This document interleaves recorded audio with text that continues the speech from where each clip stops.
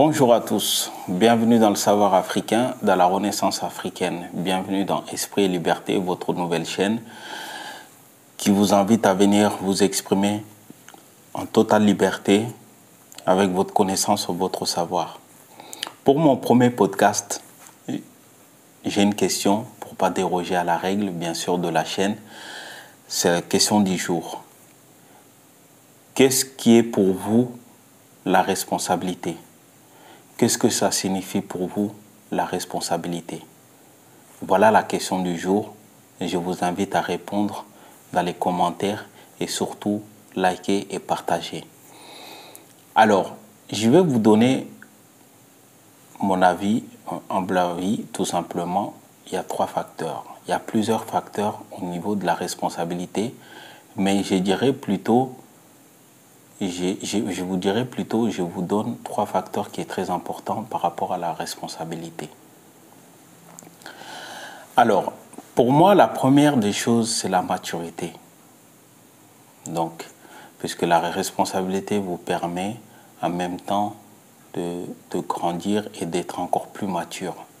Mais je dirais, avant d'avoir des responsabilités, il faut déjà être mature pour ne pas avoir l'échec derrière, tout simplement. Ça, c'est la première des choses pour moi qui est très important. La responsabilité, c'est la maturité.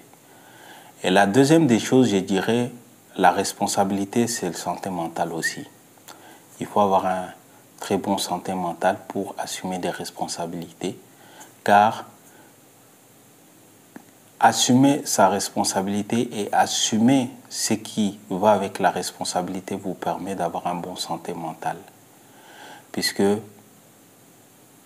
quand vous assumez vos actes que vous posez, c'est quelque chose qui est bon pour votre santé et que vous lavez votre conscience de pouvoir dire les choses telles que vous les avez posées, telles que vous les avez pensées et telles que vous les avez faites, tout simplement. Et d'assumer cette responsabilité-là vous donne un soulagement au niveau de la conscience qui est en vous et d'être en phase avec vous-même. Et la troisième des choses, je parlerai tout simplement des erreurs. Puisque nous tous, on est amenés à commettre des erreurs quelque part, que ce soit professionnel, familial, amical, sociétal, peu importe. Mais le plus important, c'est de les assumer en sachant que nous faisons des erreurs, mais ces erreurs, on peut les corriger aussi. Et pour cela, il faut assumer cette responsabilité-là. Il faut assumer la responsabilité de dire j'ai fait les erreurs, mais derrière, je les corrige. Voilà ces 3 facteurs pour moi, puisque en sachant que si vous faites des erreurs, que vous ne l'assumez pas, c'est quelque chose qui ramène à votre santé mentale, qui vous fait que ça vous travaille le cerveau. Et c'est quelque chose qui vous fait en sorte que vous n'êtes pas mature. Puisque pour être mature, il faut assumer, c'est-à-dire sa responsabilité des actes que nous posons tous les jours. Et de prendre conscience de dire qu'il soit la réussite ou l'échec, c'est ma responsabilité. Voilà cette question que je vous pose aujourd'hui à vous. Vous me répondez dans les commentaires. Et il faut savoir que la responsabilité, c'est à plusieurs niveaux. Puisque nous avons la responsabilité familiale, ce n'est pas fait pour tout le monde. Nous avons la responsabilité amicale qui n'est pas fait pour tout le monde. Et que nous avons la responsabilité sociétale qui n'est pas fait pour tout le monde. Et nous avons la responsabilité professionnelle qui n'est pas fait pour tout le monde.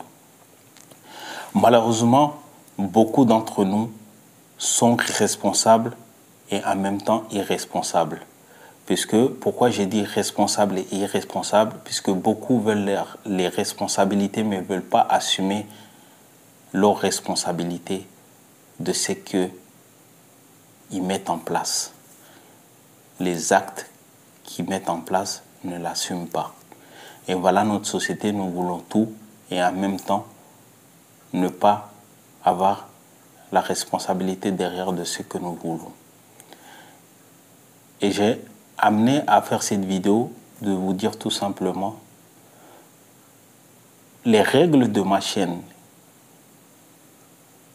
Tout le monde est invité à s'exprimer sur ma chaîne. Et j'assume ma responsabilité de ce que je vais dire et de ce que je vais faire.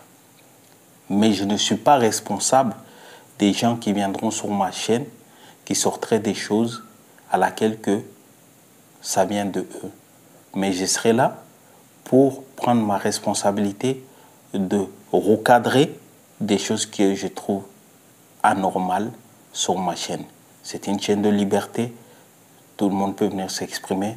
Nous pouvons parler de toutes choses. Il n'y a pas de problème à partir du moment que nous nous respectons. Nous venons avec la bienveillance et avec le respect. Et pour terminer, je dirais, je ferai un prochain live et je vous invite tous à venir participer à ce live. Et je vous enverrai le lien, vous pourrez cliquer dessus pour pouvoir participer. Nous pouvons être jusqu'à 8 sur le panel.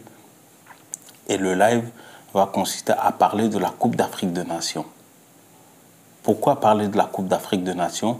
Ça ramène dans la responsabilité de ce que je venais de vous dire.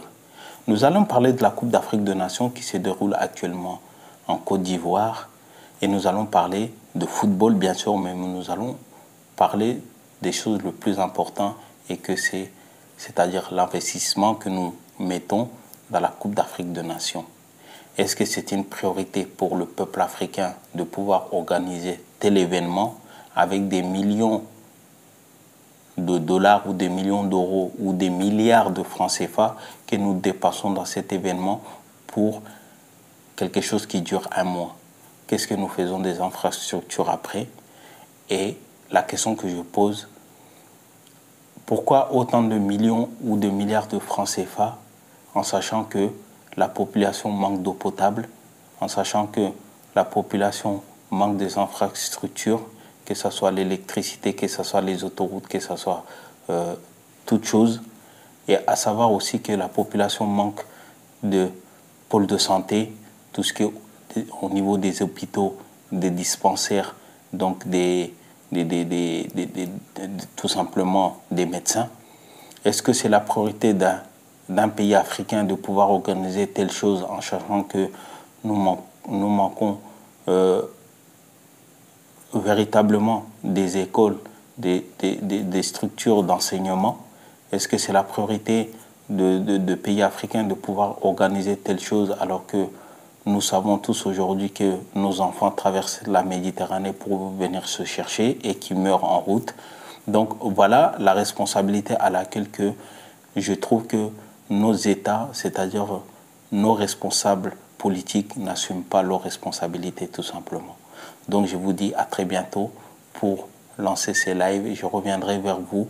Donc nous allons laisser dérouler la première semaine, c'est-à-dire de la Coupe d'Afrique des Nations, et nous ferons ce débat en toute tranquillité avec vous bien sûr. Merci, à très bientôt.